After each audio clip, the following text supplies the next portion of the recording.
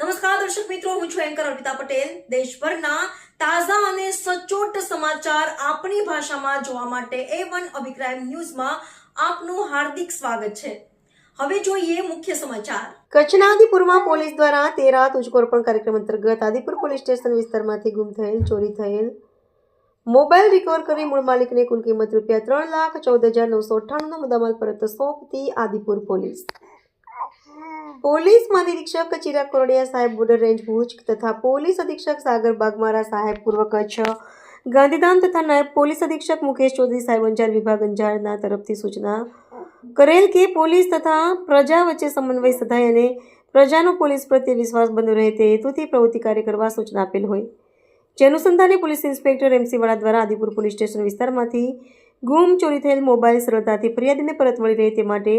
અરજદારના mobile ગુમ અરજીના આધારે CDR તથા CEIR પોર્ટલના માધ્યમથી મોબાઈલ ફોન શોધવા પોલીસ સ્ટાફના માણસોને સૂચન કરેલ, જે બાબતે સ્ટાફે જાતે રસ્તા દાખવી અત્રેના પોલીસ સ્ટેશન ખાતે આવેલ અરજદારશ્રીની